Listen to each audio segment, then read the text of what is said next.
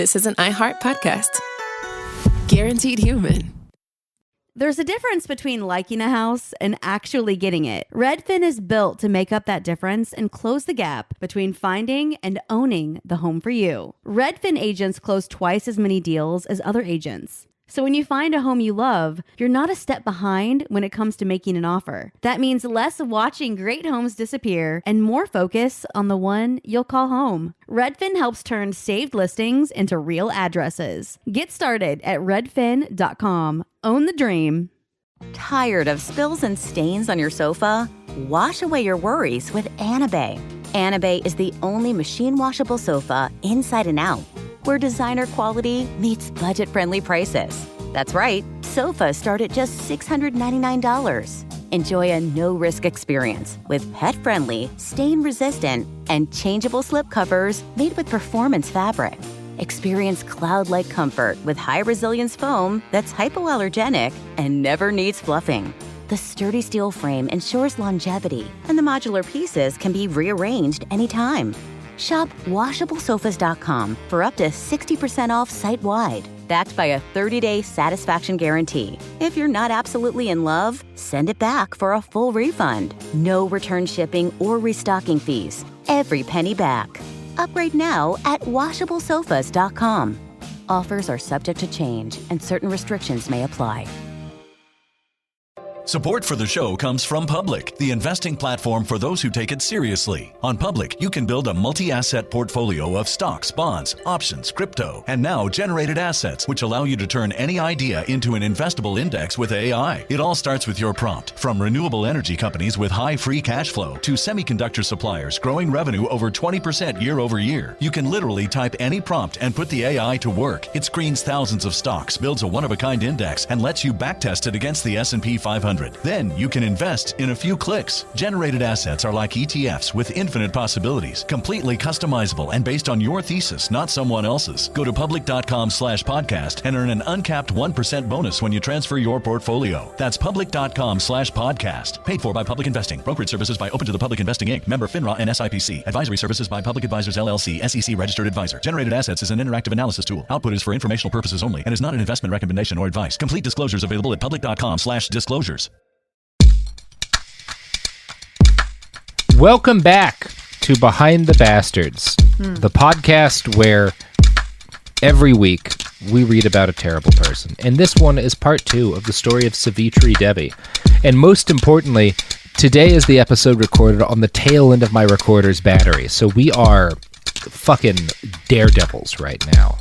Wow. Okay. Robert, you're edging. Yeah. This is the podcast equivalent of edging. Yes. This is edging. Yes, this is what it means. I've never been totally clear on what edging is, but I think that this is I am the first person to edge more than 100,000 people at the same time. Wow. Okay, that was a flex on many levels, and I'm just going to plow through it. Okay, so that's what edging's all about. Edging is just plowing through it.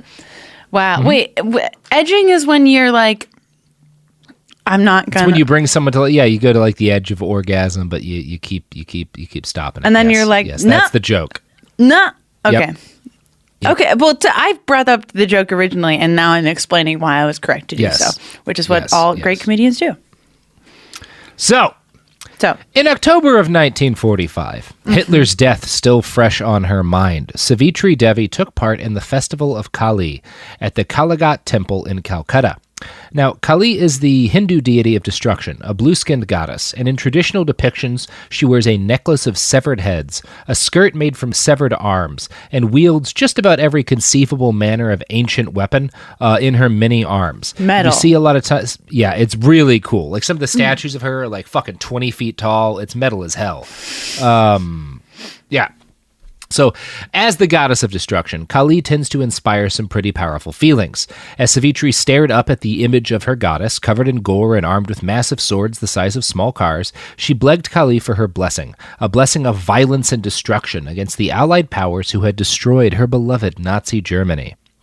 She left the ceremony convinced that it was now her duty to do what she'd failed to do back in 1939. She had to finally travel to Germany and take part in the resistance to the Allies by any means necessary.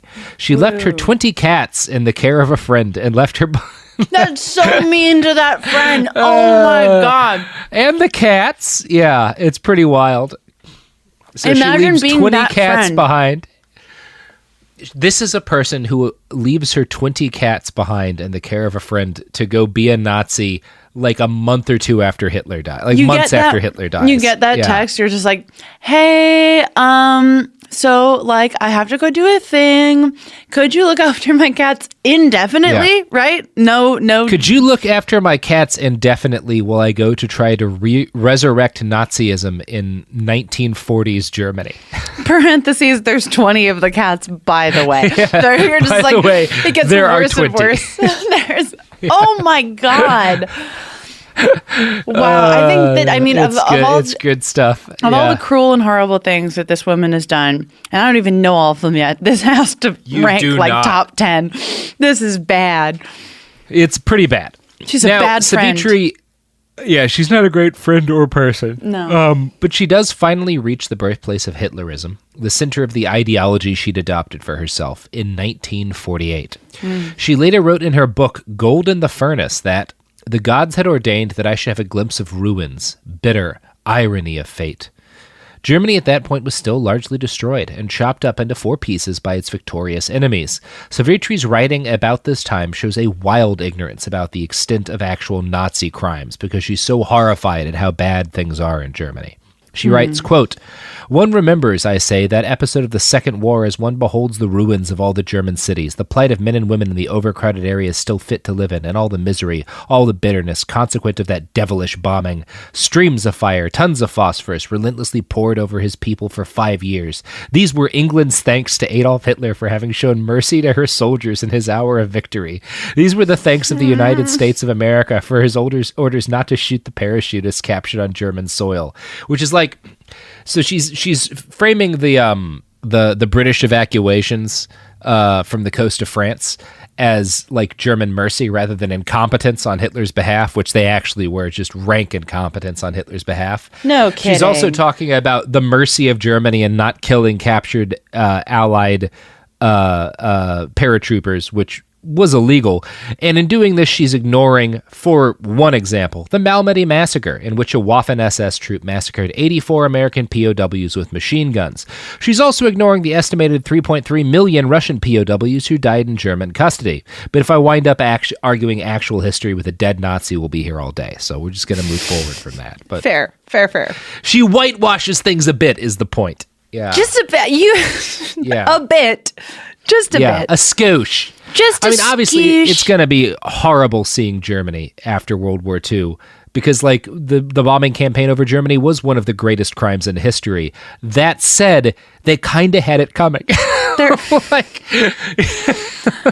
ooh, the takes are coming in hot tonight. I mean, fuck, man. If anyone has ever deserved that, it's fucking Nazi Germany. That's all I'm gonna say they do present themselves as a pretty clear target. Good Lord, yeah. You can say the Allies went overboard in some areas while also being like, but what were they supposed to do? I think a bit of an overreaction may have been like, it's historically you're like, okay. Yeah. You got to do something about it. You know, it's something to not be happy about. But of the list of historical crimes I'm going to be outraged at, it's lower than, for example, the ones committed by Nazi Germany. Yeah, sure. Yeah. Now, before visiting Germany, Savitri had hung out in Sweden, where a number of Nazis had fled after the war. There she met Sven Hedin, a Nazi-supporting explorer and author, and a number of former members of the Nazi Party who were hiding out there because, you know, it was a crime to be a Nazi now. She told them her mission was to deliver a message of hope to the German people. Now, since Nazism was a bit unpopular after the Second World War, she was unable to find any printers in Sweden to actually print out this message of hope. So instead, Savitri Devi had to write out 500 leaflets by hand. Each featured a swastika and these words, Quote, "Men and women of Germany, in the midst of unspeakable rigors and suffering, hold fast to our glorious National Socialist faith and resist. Defy the people, defy the powers which work to denazify the German nation and the whole world. Nothing can destroy what is built on truth. We are pure gold which can be tested in the furnace. The furnace may glow and crackle. Nothing can destroy us. One day we will rebel and triumph again. Hope and wait. Heil Hitler." Yikes. So, she writes 500 of these by hand, and wearing a sari and swastika earrings, Savitri Devi takes a train across Germany and tosses out hundreds of leaflets over the course of about 15 hours. Attached to each was a gift, a small amount of coffee, sugar, butter, sardines, or cigarettes. She considered this journey to be an act of religious devotion, describing the leaflets as "written and thrown by the gods through me." As her train crossed from Germany into Belgium, she sang a Hindu hymn to Shiva. So, I mean, she is a lot of brand. commitment. A lot of commitment is going into this. Yes, yes. And that is all you can say. Yeah, that is, yeah. Now, so she gets inspired by the success of her first visit, and she plans 2 more trips through Germany. She spent a little bit of time resting in London and meeting up with fascists in London. And because of all the fascists that are in London, she's able to actually find a printer to print up 6,000 additional leaflets to take to Germany. Okay. Using a connection to an old friend in France, she secured a military permit to visit Germany for a longer period of time, claiming, not falsely, that she intended to write a book about the nation's post-war trials. Okay. Her second trip into Germany lasted 3 months, and she successfully handed out all 6,000 leaflets. She also met with a number of old Nazis. None of them were very high-ranking. These were like third-rate Nazis. Some of them were battered former POWs. And some of these POWs did have legitimate stories of Allied brutality that they'd faced in captivity. Because, it was a war. She interviewed numerous German citizens, introducing herself at the start as a committed Nazi to gain their trust. Savitri would then talk about her belief that Adolf Hitler was still alive somewhere in the world and assure these defeated Nazis that surely they were only 2 or 3 years away from a revival of Nazism in Germany. Imagine if Hitler was your Tupac. That is such a wild... That's Hitler's literally her Tupac. She's like, no, he's on an island somewhere you don't understand. Yeah. This is all he's part of a greater an amazing plan. Album. Yeah. He's got an album. You've really, don't be fooled by the hologram. The rest of this. The hologram's a decoy. Oh, yeah. Oh, it that's is. bleak. I mean, I think we can. I mean, that said, we both agree that the hologram is a decoy. Oh no, the hologram is absolutely a decoy. Yeah, it's a decoy. Okay. Now, just making sure. One of these conversations that Savitri had with a former Wehrmacht soldier is worth me reading out here, and I'm going to quote again from the book Hitler's Priestess. Quote, "Continuing his narrative to post-war conditions in occupied Germany, the old fighter's face darkened. Nice people to talk about freedom and justice, these damned Democrats. They have tied us hand and foot so we cannot move. They have muzzled us so we can offer no resistance while they plunder our country left and right, dismantle and carry off our factories piece by piece, cut down our forests, take our oil, our iron, our steel, all that we have, and into the bargain make people believe that we were to blame for the war, these confounded liars. He lusted for revenge. He longed for the day when the last Allies ran for their lives to escape Germany, when Paris would lie in ruins at its next German occupation. Next time he would show neither mercy nor good humor. Savitri Devi felt a sense of mounting excitement as his mood became ever uglier, and he began to describe in a raised voice how he would kill his enemies. This was the spirit she sought, the rolling eyes of a wounded animal, a war god of the Stone Age, thirsting for blood, barbaric magnificence. It was a perfect meeting of minds, the violent, resentful German and the Aryan prophetess of revenge. The day of reckoning seemed already nearer. Okay. She has a fun trip to Germany. I mean, she had me at the beginning with the, feeling plundered and betrayed by the Democratic Party.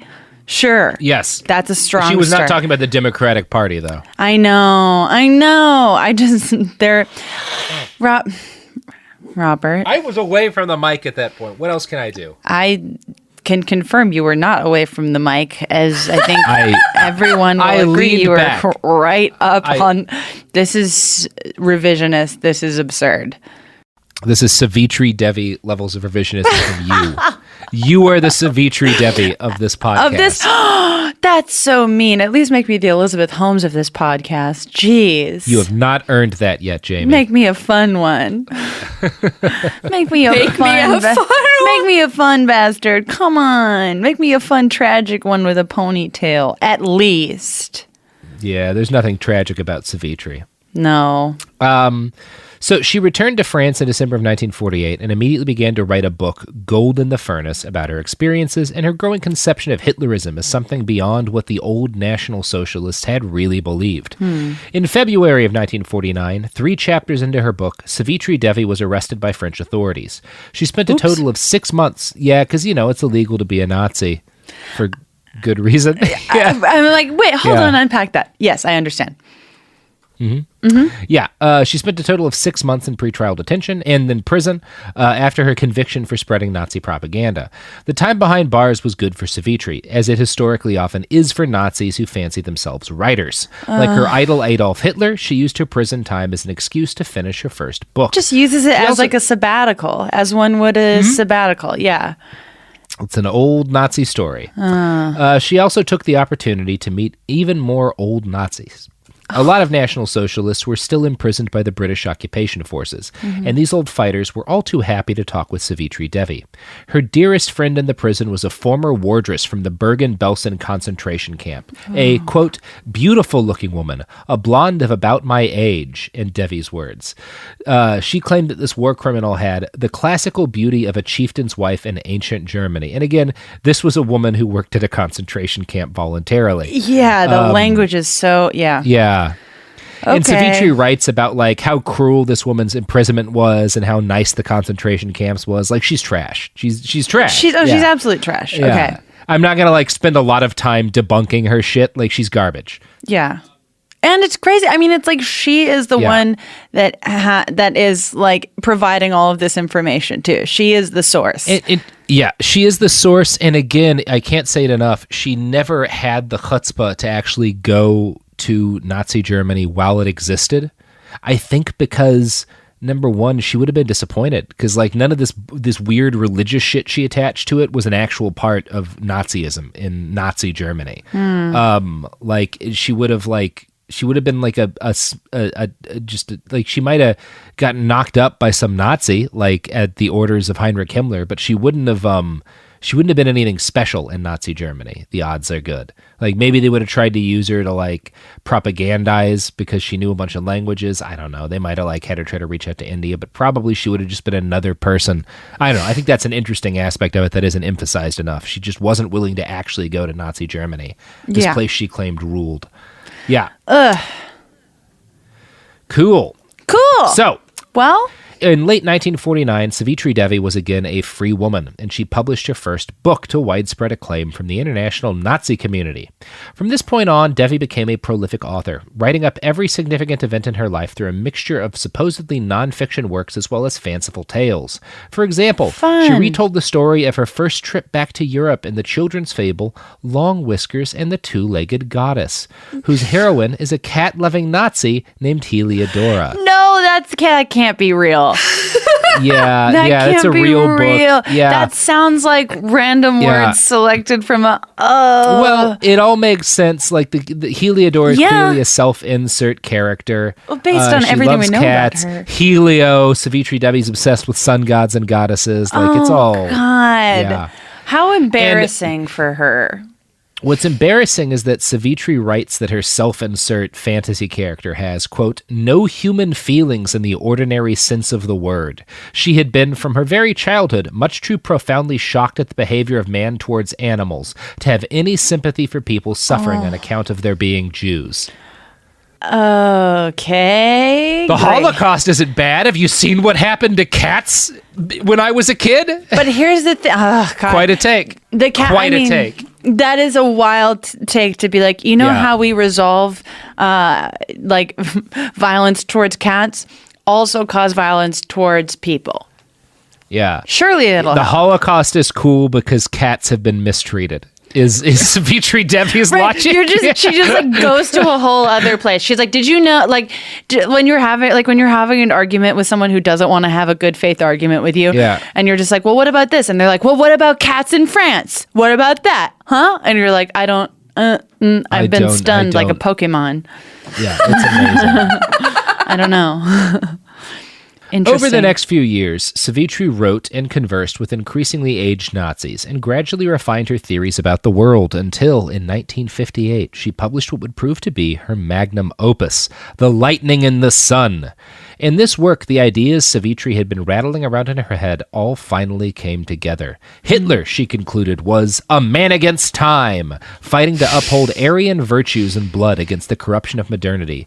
She placed him at the center of her own trinity, one that replaced the decadent Christian one she'd grown up despising. And her trinity, I dare you to make less sense than the trinity she picks. Okay. Yeah. No. Who do you think's first? Hitler. Well, no, Hitler's the most important, but he's not the first. Oh, he's not the first. What? No, it goes in order of like time period. So these are all historical figures. First one is definitely someone ancient Greek.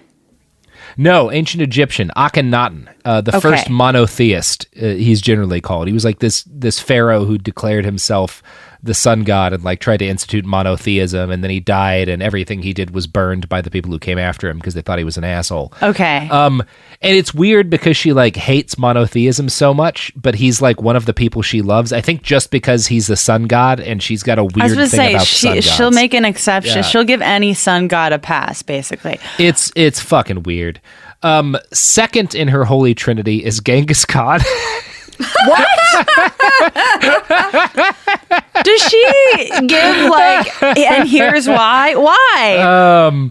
It wouldn't make sense. I mean, basically the why is that he's history's greatest conqueror. He's a great conqueror, and he's not Christian or Jewish or anything, you know? Okay. So Akhenaten is the sun, and the Khan is the lightning, and Hitler, she believes, combines the best attributes of both. The pharaoh's wisdom with the strategic mind of Genghis Khan. Genghis Khan succeeded in invading Russia during the winter, so I don't know where you're coming from, Savitri. Any questions? This woman is okay. One of these two knew how to invade Russia, and it was not Hitler. And then is the third one Hitler, or is there? Yeah, the third is Hitler because he combines the best parts of Akhenaten. This sounds like a terrible cartoon. She's I would not watch this cartoon. Wild. Yeah, it's so dumb. So there's probably a couple of reasons for her obsession with Akhenaten. For one thing, Akhenaten was deeply revered by the Theosophical Society, which you will remember from our episodes on anthroposophy. Mm-hmm. And the Theosophical Society held a lot of ties also to the Tula Society and all the other weird little occult groups who'd supported the Nazis early on. Okay. Akhenaten had been a utopian thinker who'd tried and failed to establish a perfect city. Goodrich Clark, Savitri's biographer, writes that she saw his sun-worshipping cult as, quote, rejection of all politics that promotes man's interest at a cost to the beauty and abundance of nature, which is just invented by her. Like, I feel like maybe she's like me and Jack Skellington. She's just kind of there for the aesthetic and maybe doesn't fully understand what she is all about the aesthetic. Yeah. Okay. Akhenaten is her Jack Skellington. Yeah, that is okay. Now I'm like, I understand this mindset. If this holy trinity doesn't work for you, consider embracing the holy trinity of the products and services that support this show. Products, services, and God? What's the third one? Each is 1.5 of the trinity. That's how good both products and services are. Wow. Yeah, they add up to 3. Products. Mm-hmm. Tired of spills and stains on your sofa? Wash away your worries with Anabay. Anabay is the only machine-washable sofa inside and out, where designer quality meets budget-friendly prices. That's right, sofas start at just $699. Enjoy a no-risk experience with pet-friendly, stain-resistant, and changeable slip covers made with performance fabric. Experience cloud-like comfort with high-resilience foam that's hypoallergenic and never needs fluffing.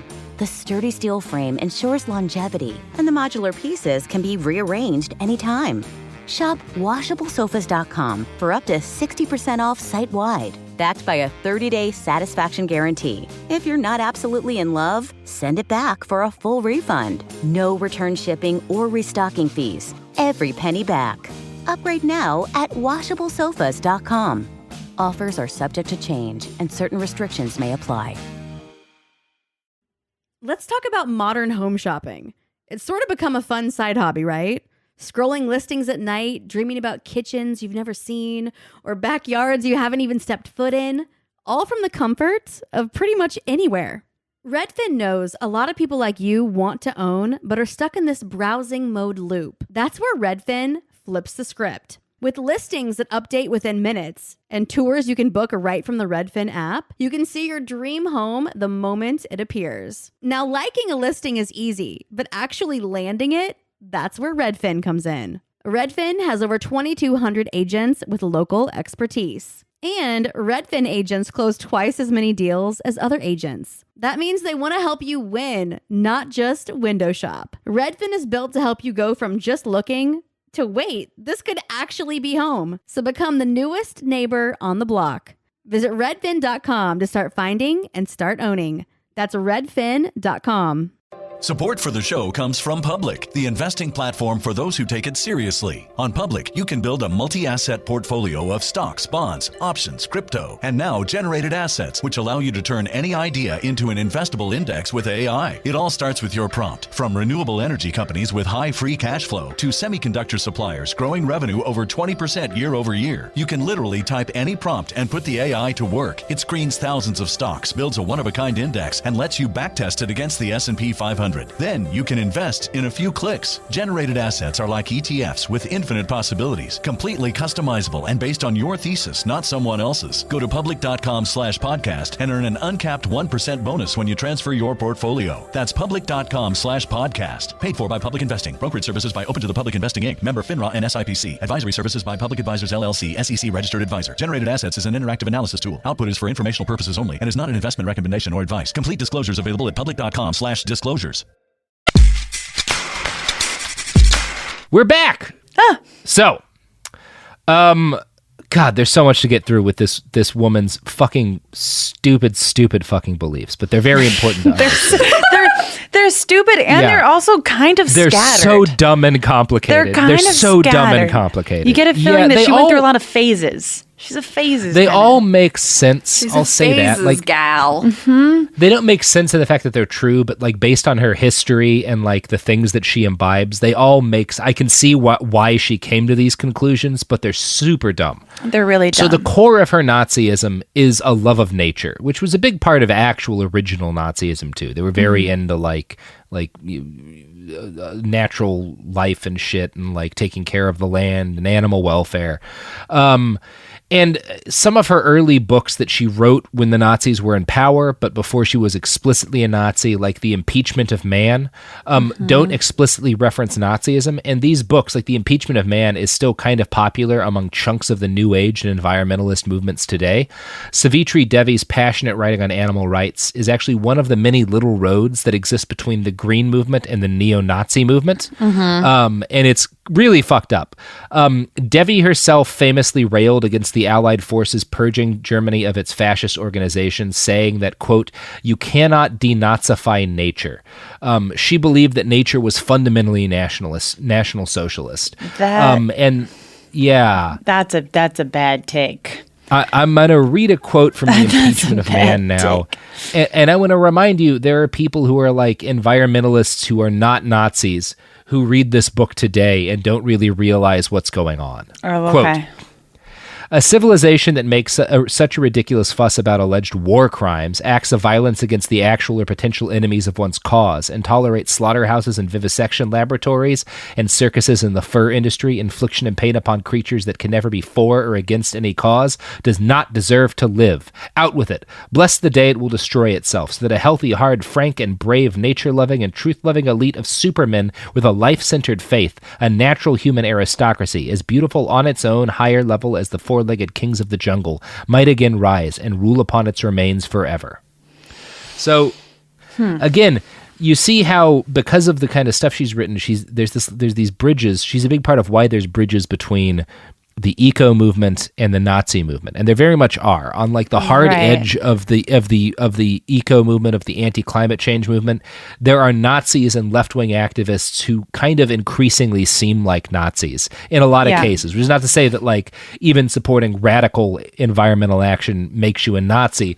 It's to say that like part of what Savitri achieved is building inroads between these little groups and the Nazi movement. So now there's a lot of people that get into Nazism through environmentalism, and Savitri Devi's a part of that. And that's kind of the story we're telling today. So Nazism really knows how to ruin a good thing. It wasn't as good at it before Savitri Devi. It's always been a ruiner, but she really took it to new levels. Oh, good. As long as she elevated how bad it was. Yeah. Yeah. So The Lightning in the Sun, her opus, posits a cyclical view of history. She believed that time began with a golden age in which it was dominated by the perfect area. Oh, like a sun god age? Like a sun god age, yeah. God. And this degraded slowly into a silver age and then a bronze age. And both of these worse ages featured increased racial mixing that weakened the Aryans. They also featured pernicious Jewish influence. The next age is the Kali Yuga, or Dark Age, which Savitri believed the world had already entered into. She also called this Dark Age the Reign of the Jew. No.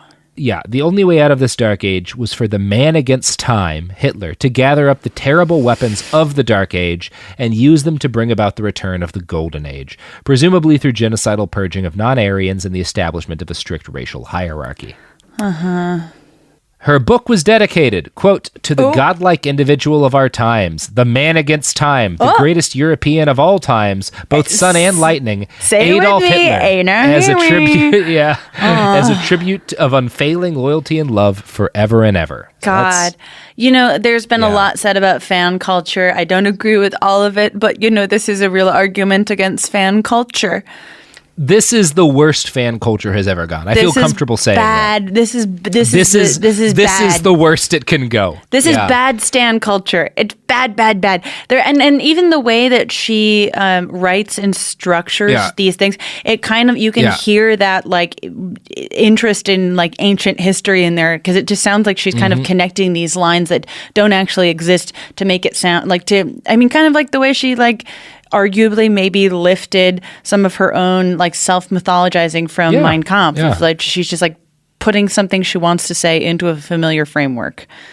Yeah, it's called syncretism. Well, this is part of syncretism, is like taking these other things that you like and sticking it onto this thing.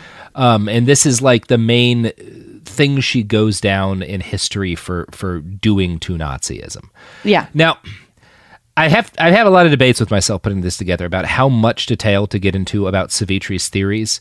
There's a really dark, very vile world of esoteric Hitlerist fantasy based in large part off of her writing, and this shit is dangerous. It spreads a kind of ideological infection that grabs impressionable children primarily in a vice-like grip and turns them into something very dangerous. And a lot of people have died from this, and I am not going to, if you're very knowledgeable about this, you will notice there is a lot of things I'm leaving out just because, like, this is enough to understand it, and I don't want to just, like, be spreading weird Nazi propaganda to an audience. Of, as you said, 100,000 people. Robert, that is the most merciful thing you've ever done on this entire podcast. Yeah, it's just too dangerous, in my opinion. That's good. I agree. And I don't even know what it is. It's fucking weird, stupid shit, but yeah. The last thing that's really important to understand about Savitri Devi's beliefs is that she decided Hitler was what she called, well, she was not the only person.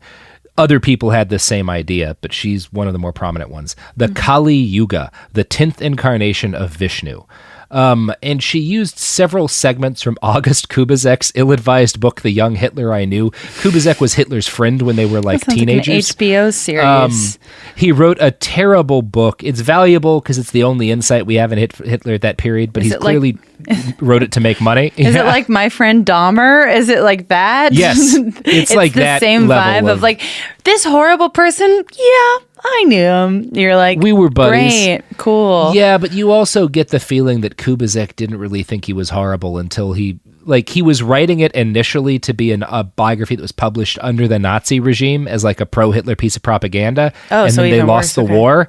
And then he just kind of rewrote it so that it could be like, well, now I guess I'm just going to explain my evil friend to the Allies. That is so fucking sinister. Oh my God. I mean, there's a lot of debates to have about Kubizek, but most historians will agree, well, you have to read Kubizek. You have to take him with like a lot of salt. And he's trying to sell Savitri books. Devi takes him with no salt at all. And she pulls several passages from his book as like evidence that Hitler was the Kali Yuga and was like channeling fucking Vishnu. What? This woman does not understand shades of gray even remotely. No. She's just no. Okay. She would have written Shades of Grey though if she had been around. I wish she had. I'm like, if again, that's the better world. Yeah. As with literally every single person you've ever told me about on this cursed show, Robert, everything would have been better off if people had just channeled their horny energy into fan fiction instead of brutal hate and murder every single time. Masturbating to fan fiction is the only thing that will save us from the next Hitler. It will absolutely, and that's where the Kylo Ren stands come in. If you know an angry person who spends too much time writing fan fiction, for under no circumstances stop them. The lives you encourage that will be behavior. The lives that will be saved Keep them because doing it. of Reylo fanfic. I can't even begin to tell you. Yeah. It's good. Okay. Now, so this is horrible. Horrible. Back to what you were saying that was horrible. So she like reads Kubizek and she becomes convinced that a couple chunks of that book are evidence that Hitler is channeling Vishnu, is the avatar of Vishnu. God. Yeah. Sci-fi. So yeah, there are these moments in the book where like Hitler will like that Kubizek writes very like purple prosy, where Hitler will like suddenly like in the middle of a conversation like make some sort of like grand statement about the future, and it's like maybe it's true because he was Hitler. Like it wouldn't be the weirdest thing if Hitler had always been that guy, right? Sure. But also Kubizek wrote this well after Hitler was done with, and it's entirely possible he was like, people are going to expect him to make grand speeches that are like dark and crazy about the future because he was Hitler, and he threw them in there because that's what people were like. We don't know. Yeah. So, decades later, Savitri Devi would claim that her initial inspiration for the idea that Hitler was the Kali Yuga had come from a conversation she'd had in 1936 with Satyananda Swami, the founder and head of the Hindu mission where she'd worked. She claims that Satyananda used to say, and I'm quoting directly from her writing here, Adolf Hitler is the reincarnation of the god Vishnu.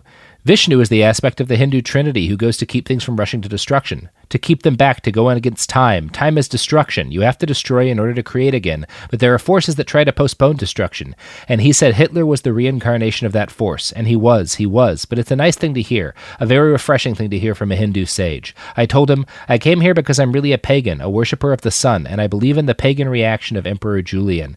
And I came to India to get, if possible, a sort of tropical equivalent of what we have had in Europe before Christianity. And I am not a disciple of any Indian. I'm a disciple of Adolf Hitler. He said, Good, Adolf Hitler. He's as much a Hindu as any of our Hindus. He's an incarnation of the god Vishnu. Probably never happened, but might have. I mean, that's a very articulate, It is, but one of the things that Hindu scholars, who again are generally very critical of all of these claims of Savitri's, will point out, one of the kind of downsides of sort of this very open aspect of Hindu mythology, where it kind of accepts new things and new gods and other religions, and like it's a very open canonically in a lot of ways. And so there were a lot of Indians who very well might have been like, oh, okay, you worship Hitler? Sure. He's probably like this, because they're just looking at a way to understand through their religion this thing that matters to you. Again, who knows? You'll get different opinions on this depending on who you go to. We don't know what's true. What is important is that after Savitri Devi starts writing about all this shit, a lot of Nazis come to believe it. In fact, the reeling and wounded remaining Nazis of the West felt like Savitri's occult musings were basically a breath of fresh air. And she spent her middle and later years traveling around and meeting fascists all over the world.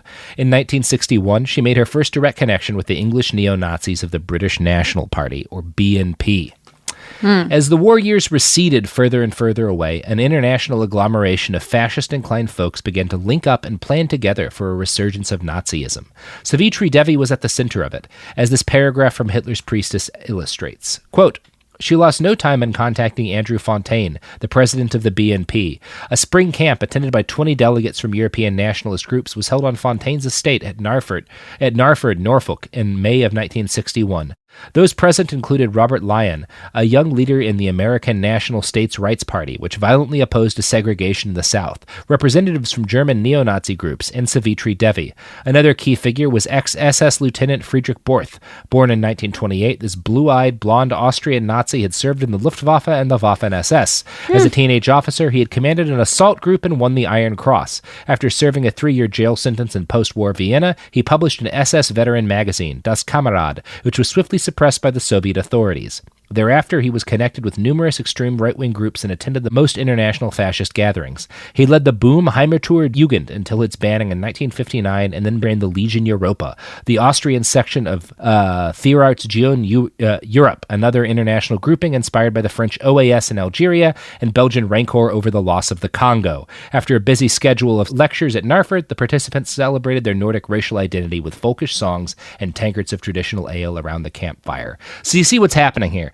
Savitri Devi gets pulled into not just neo-Nazi groups and not just old Nazis. She's meeting with the American States Rights Party. She's meeting with like these Belgians who are angry that they've lost control of the Congo. And she's meeting with all these old neo-Nazis in the British National Party and stuff. Would you say at this point she is out of her depth in terms of... I can't believe you did that. No. I did. No. I think she's... Oh, you're saying you didn't blow your nose on the mic, but you did. No, she's not out of her depth at all. Okay. What she is doing is helping to draw... She's not the only force doing this, but she's helping to draw these groups together by providing the early... Like, these are all separate groups. Like, the cause of desegregation, like, a lot of racists who don't want America desegregated fought against the Nazis. Mm-hmm. She is a part of all these different, like, very far-right groups, including Nazis, coming together and, in a lot of cases, starting to embrace this weird Nazi religion she's invented as something to unify all of them. Yeah. That's what starts to happen in this period. And that's what's really unique about this period. Mm-hmm. Is, like, these are all groups, like, the Belgian, like, pro-Congolese control of, like, the Belgium, like, the Belgians weren't pro-Nazi, but, like, these Belgians start to get pro-Nazi now because, like, they realize there's, like, this white identity thing, but also this weird religion that is more attractive to them than actual National Socialism would have been. It's interesting. I mean, it seems like part of her effectiveness lies in like having so many little bits of things for people to latch on to so that even if you don't agree with the larger ideology, there's a worm on a hook that'll get you in. That's called syncretism. That's what syncretism really is like all these different things kind of, it's like a katamari of ideology with like Nazism at the core, but all these things sticking to it. And these things get other people stuck to them. Mm-hmm. So like, that's what we start to see happening in the early 1960s.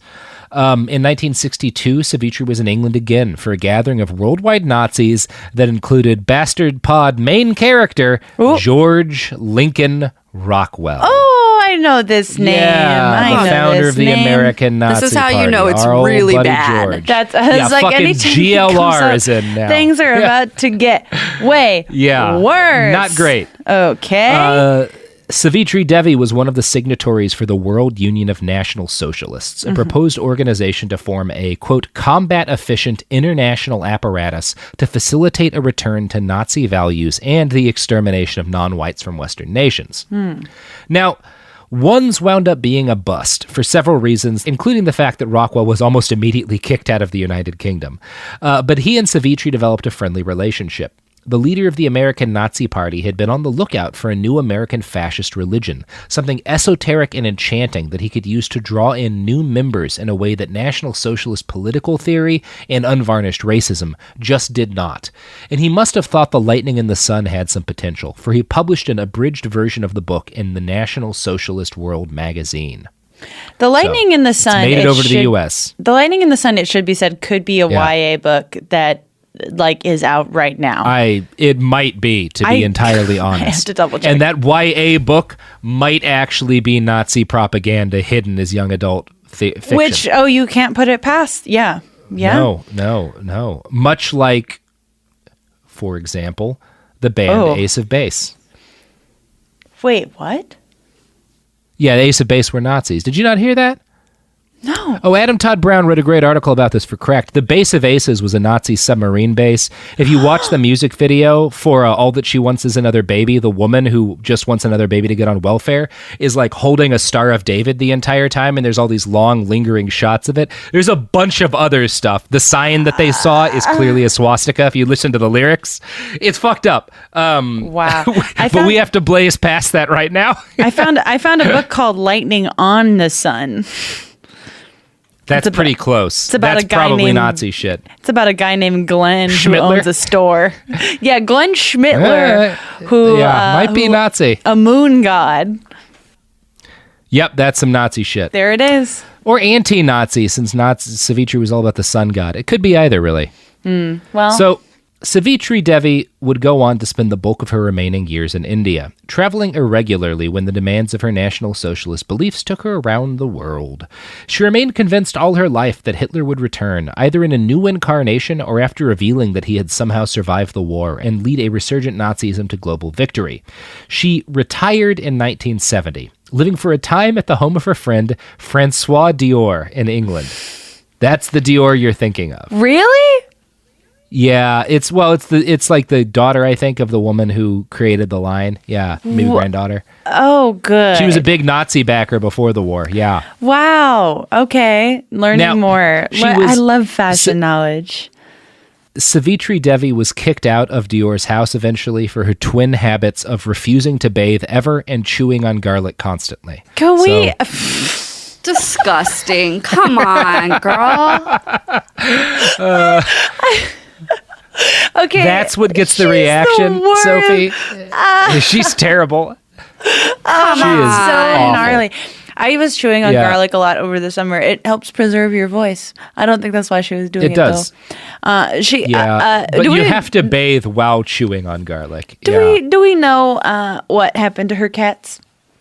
Oh, solid question, Jamie. Well, she had numerous pet cats. What happened to those 20 cats that she left to go to Nazi Germany with?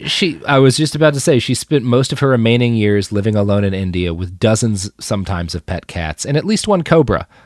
She always had a fuckload of cats. Yeah. This woman couldn't get away from her cats. It was the one thing about her that wasn't awful. You would think that cats live long enough that the original 20 cats she left behind would still be alive, but then I think a lot of them were.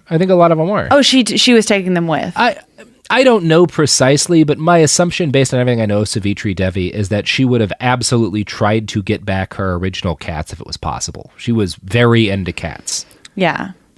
Okay, She would not have abandoned the cats, I don't think. She was real consistent about that part. Mm-hmm. Yeah. As she grew older, Devi became more and more convinced that the United States represented the most fertile ground for the growth of the esoteric Nazi religion she had spent her life helping to construct. In 1982, she decided to travel to the United States to do what she could do to help American Nazism break out as a national force. She died on the way while staying at a friend's house in Great Britain.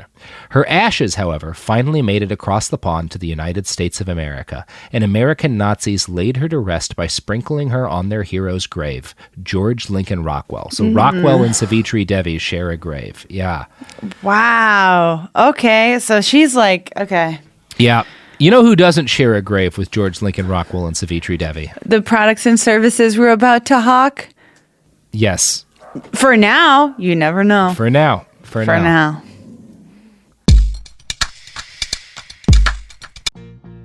Life gets messy. Spills, stains, pet accidents, and kid chaos.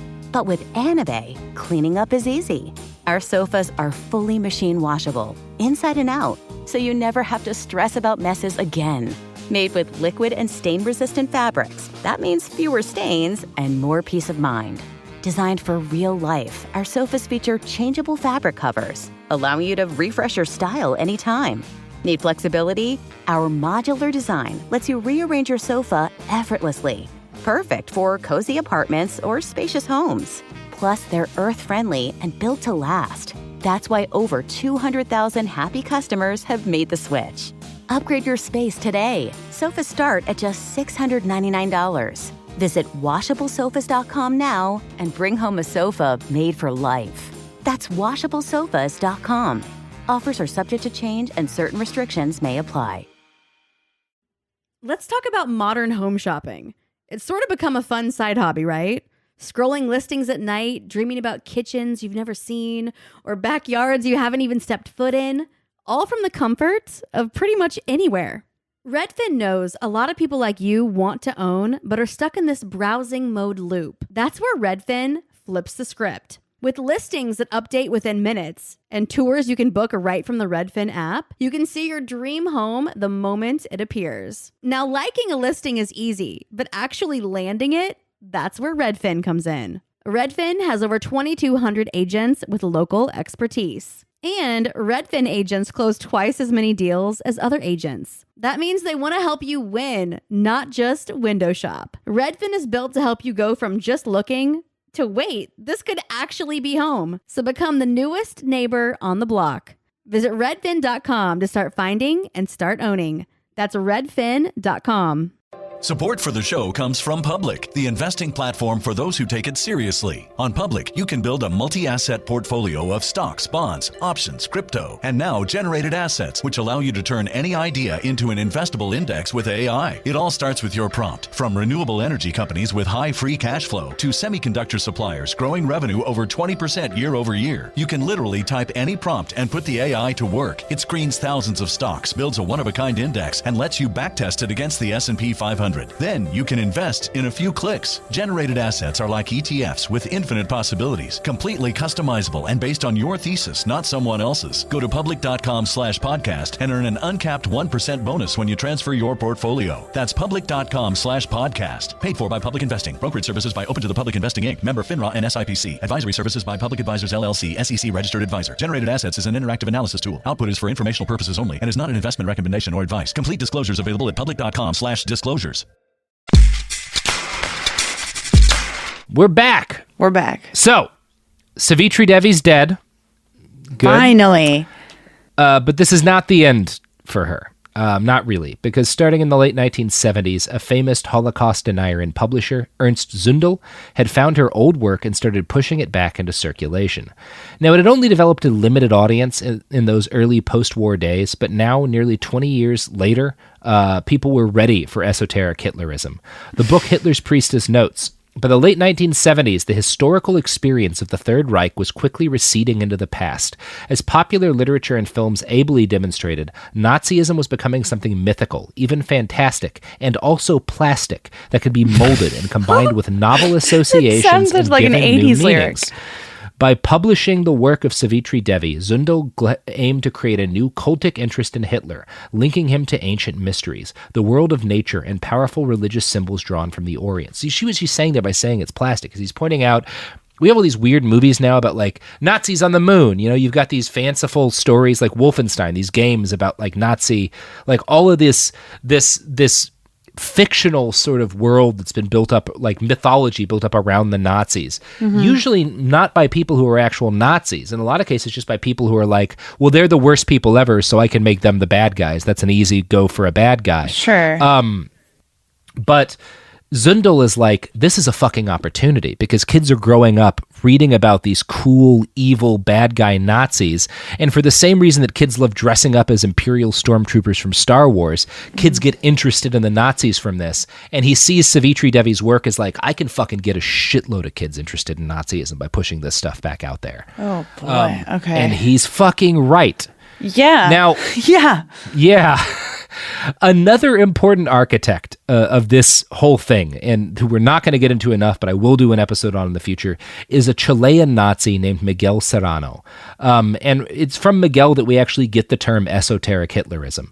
Serrano and Devi seem to have reached essentially the same conclusion about Hitler as an avatar of Vishnu through slightly different intellectual roots. Miguel was a student of Jung and a Mithraist, which we just don't have enough time to get into, and a member of the... Not once again, bells. the Theosophical Society. He was also an early avid Western practitioner of yoga.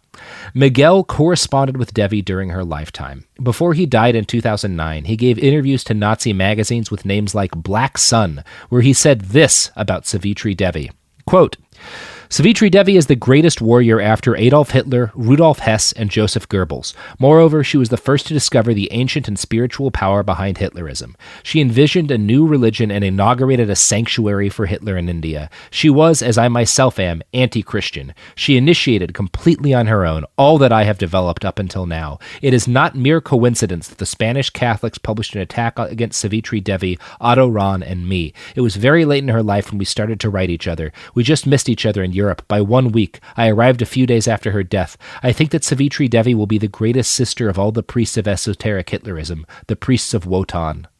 And he's wearing a male feminist t-shirt while he does this. He's like, I don't hate women. I like the worst woman I've ever heard of. Love. He would not have worn a I will say that much, but you're getting the spirit of the guy right. Yes. He's a real gigantic piece of shit. We're not getting into it up, but he gives her credit as like the real motive force behind the religion that Hitlerism becomes. Even though he's also like kind of independently coming to a lot of the same conclusions, and even earlier in some cases, like she's the popularizer in a lot of ways. She has a big role in that. Yeah, we'll talk about him more later. Today, Savitri Devi's fingerprints can be found all over the radical and murderous chunks of the fascist right. The Feuerkrieg Division, an accelerationist neo-Nazi organization that's very similar to Atomwaffen Division, similar enough to talk about for the purposes of this podcast. Both of them seek to bring about the violent destruction of the current world order through destabilizing attacks.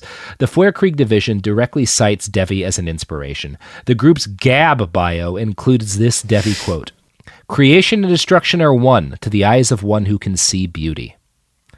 Savitri's beliefs went on to have a big influence on Atomwaffen too, and the members of the base who weren't FBI agents, anti-fascists, or journalists, which is basically those 7 guys who got arrested. I was going to say, that's a familiar, Yeah. I know this and it's ragtag in crew. these groups, like the base, that we can see some hint of what makes Savitri Devi so dangerous. The leader of the Michigan cell of Atomwaffen Division, who was doxxed a few days before I wrote this episode, reached his position in charge of the Michigan cell when he was 15 years old.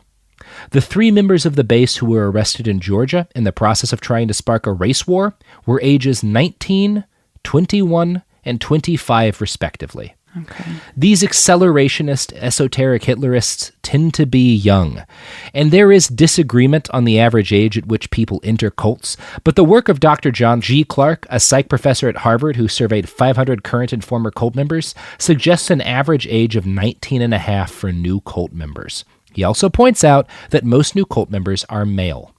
This is because young men are particularly vulnerable to being enraptured by ideologies that offer them a sense of purpose and belonging. It's one of the reasons this same age group is the ideal recruitment population for soldiers. But esoteric Hitlerism doesn't just suck these kids in because they're young. And to explain this new part, I'm going to have to talk a little bit about Kekism.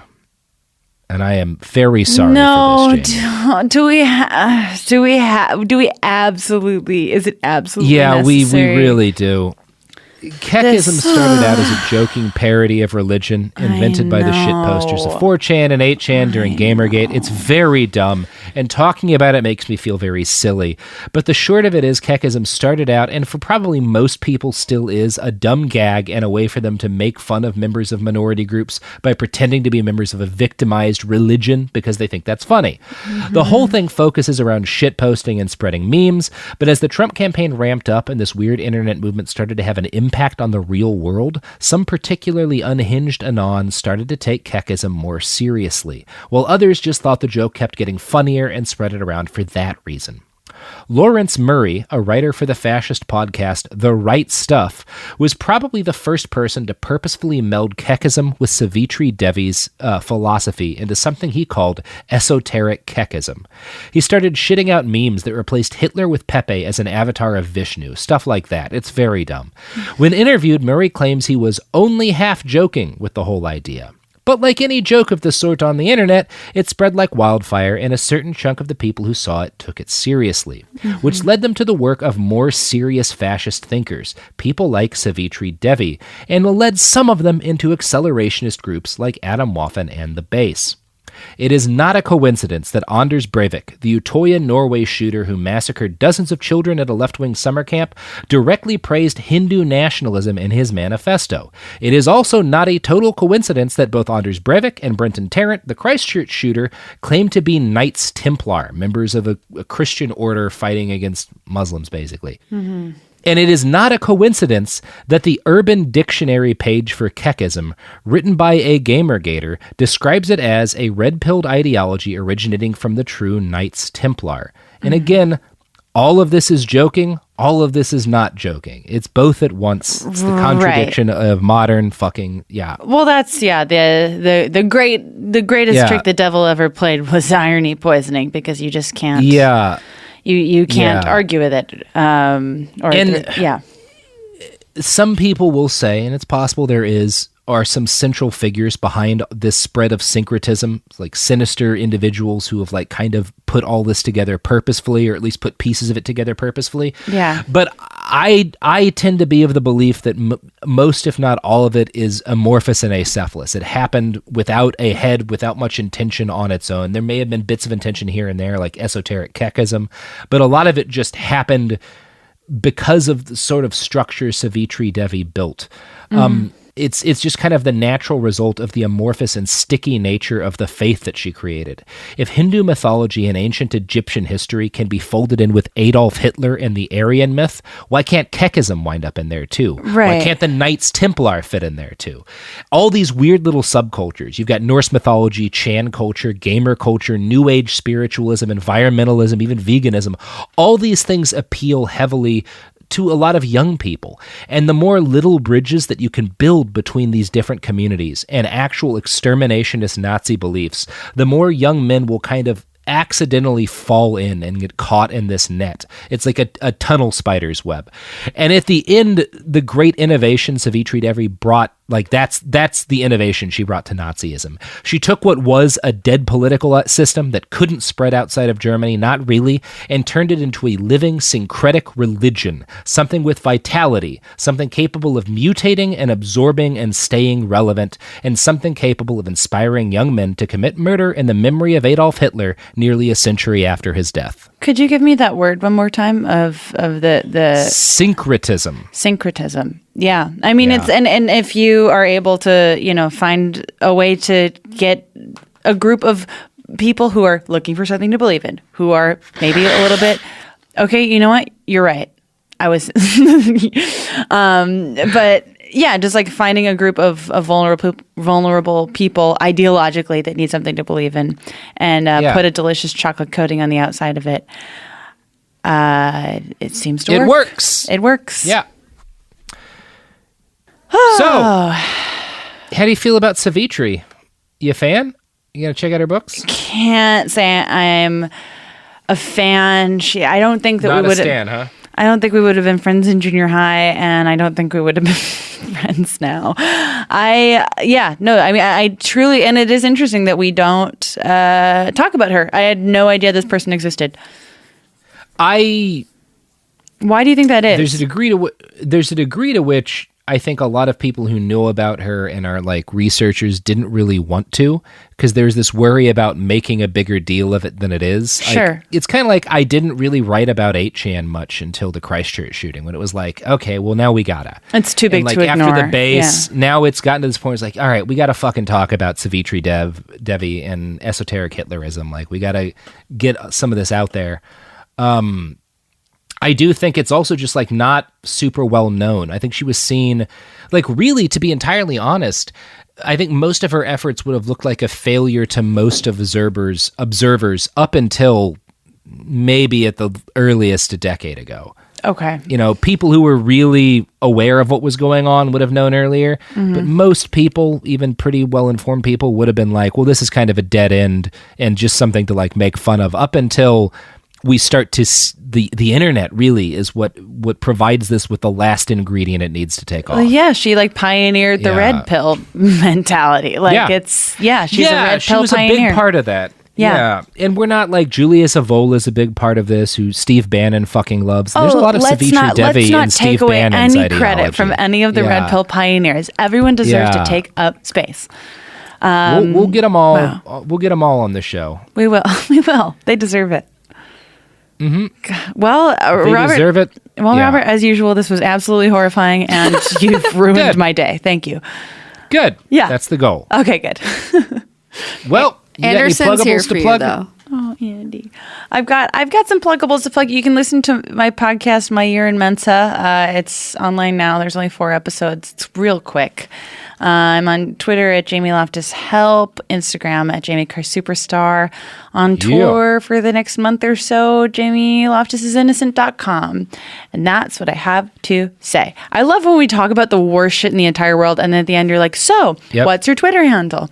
This is normal. Where's you on the twits? Yeah. If you really want to learn more about esoteric Hitlerism, follow Sophie's Twitter account, Y_Sophie_Y. Absolutely violent, you Robert. cannot Robert, shut Sophie up about make Hitler. me fire you. No, oh my gosh. You know so what? much Hitler. You know what? Have been on Twitter for less than 48 hours, already getting accused of crimes. Mm-hmm. It's fine. Robert's going to be canceled by the time this came out because he blew his nose on the mic no less than 4 times in the past several hours. I am ill. You're ill. I know, but I mean, now you're just bragging about it.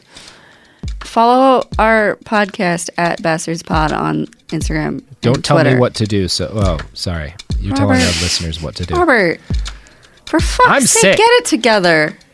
I know. I didn't sleep last night. I was End the thinking about episode. Nazis. Nobody. I mean, you know what ends an episode well? Night. I know we've had this. Nazis. Damn it. Shit. You didn't sleep last night. Does that excuse the nose blowing? My friend having trouble sleeping. Does it excuse the nose blowing? No. It does. No. Robert. Sophie. Robert. It's going to be okay. Yes.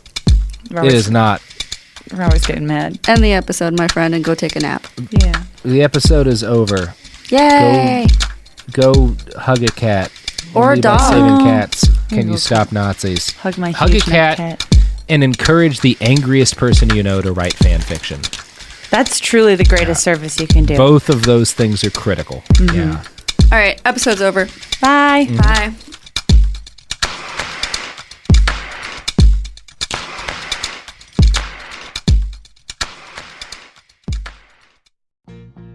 Life gets messy. Spills, stains, pet accidents, and kid chaos. But with Anabay, cleaning up is easy. Our sofas are fully machine washable, inside and out, so you never have to stress about messes again. Made with liquid and stain-resistant fabrics, that means fewer stains and more peace of mind.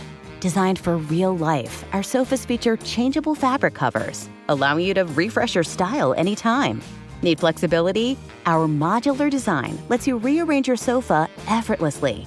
Perfect for cozy apartments or spacious homes. Plus, they're earth-friendly and built to last. That's why over 200,000 happy customers have made the switch. Upgrade your space today. Sofas start at just $699. Visit washablesofas.com now and bring home a sofa made for life. That's washablesofas.com.